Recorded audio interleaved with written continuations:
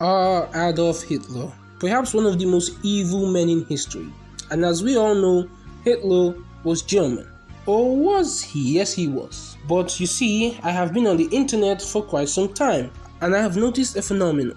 You have probably noticed it as well, and that is people using the term Austrian Painter in reference to Hitler. A lot of people seem to argue that Hitler was Austrian. Why? Because he was born in Austria. They attempt to define Hitler's entire identity simply based on where he was born, which, as anyone would tell you, is completely wrong.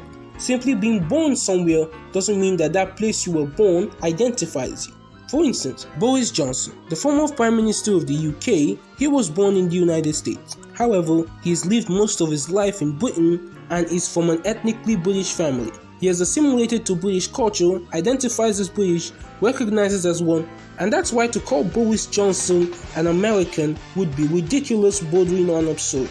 The only reason why people would call him an American would be a way to discredit his British identity out of spite and disgust, which is basically what's happening to Hitler. Another very popular example, of course, would be Freddie Mercury, the lead singer. Most people recognize Freddie as British, although some people might consider him Indian as he was born to an ethnically Indian family.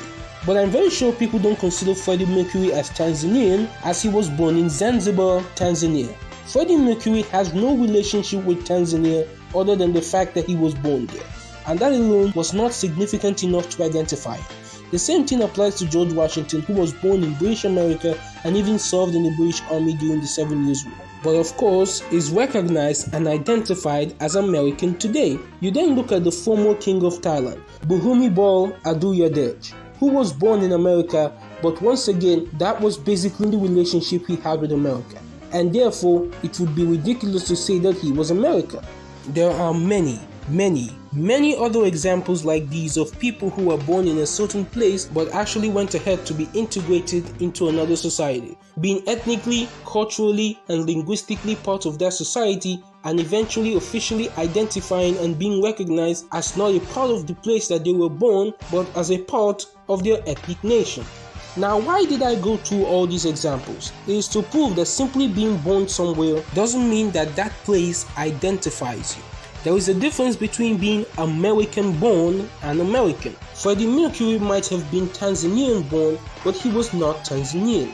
Now, what does this have to do with Hitler? Everything. Hitler was German. Hitler was ethnically German, spoke German, lived most of his life in Germany, identified as German, and was recognized as such. The only relationship that Hitler had with Austria was that he was born there. He wasn't even an Austrian citizen, as he renounced his Austrian citizenship in 1925, meaning that he was not even recognized as an Austrian by the Austrian government. His German ethnicity was recognized by the German government and the German people, allowing him to serve in the German military, earning him the prestigious Iron Cross from the German government. The only medal Hitler ever wore, as it was the only one he ever won. He would then go ahead to join the German Secret Service and eventually the German government.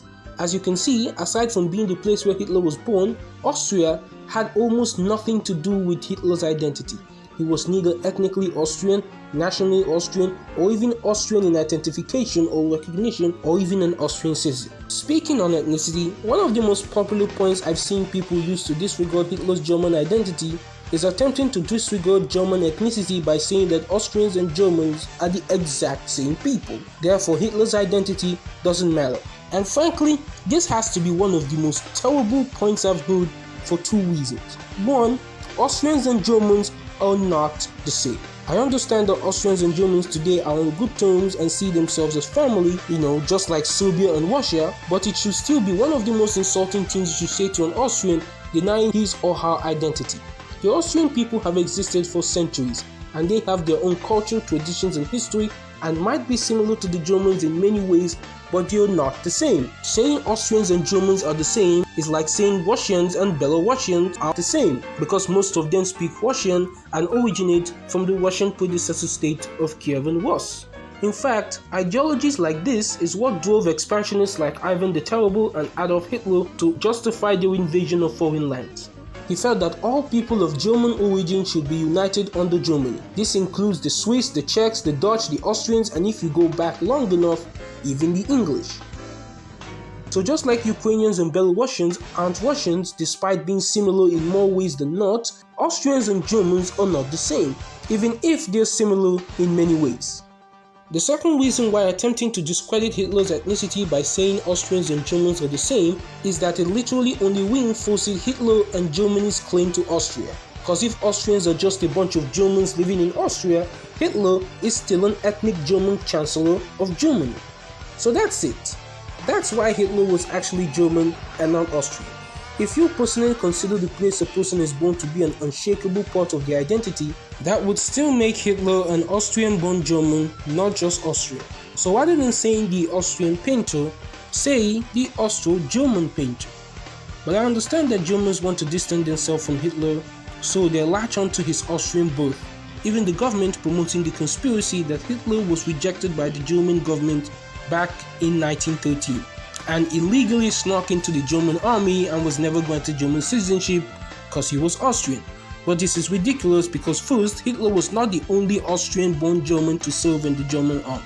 There were thousands who were recognized as Germans and allowed to legally serve, so why would Hitler be singled out?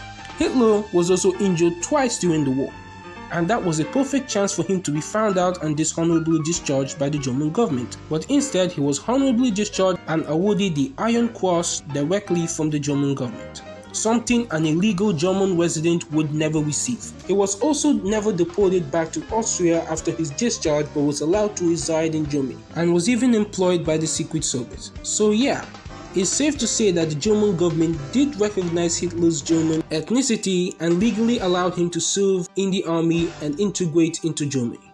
So that's it for this video, guys. If you liked it, please be sure to like, share, comment and subscribe. Please do these things, they help me out quite a lot. And if you have any arguments or any disagreements with my video, be sure to leave them in the comments. I will respond to anyone that I can see. And yeah, I will see you next time.